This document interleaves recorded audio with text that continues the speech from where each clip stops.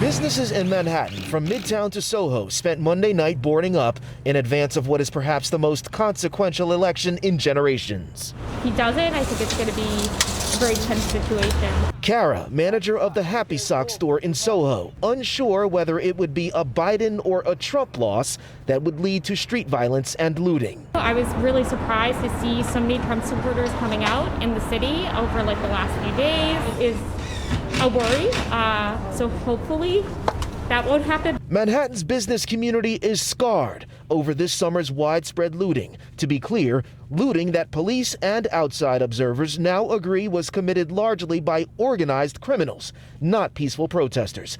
Criminals who used those peaceful marches and protests, calling for police reform, as an opportunity to smash and grab whatever they could. Yeah, my neighbor lives in the front and he said he saw vans with people stealing stuff and putting it in the van. But this time around, native New Yorker Rosanna says she's worried over the potential for presidential politics to trigger the same kind of violence on the streets. This is the United States. You vote for who you like. I mean, you're going to have a riot because XYZ was voted in. I mean, if it is, that's scary. Meantime, the NYPD's rapid response team expect anything.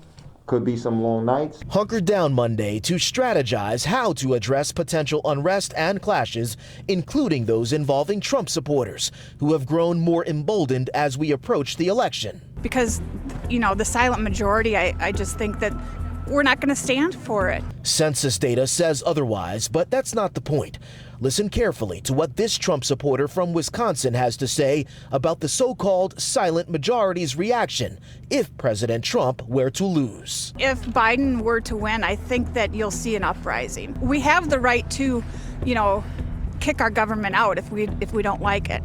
And I think there's plenty of people that would get together and do that.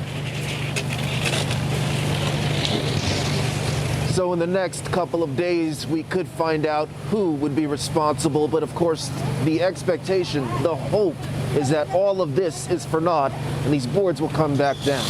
We're live on 34th Street. Jay Dow, Pix 11 News.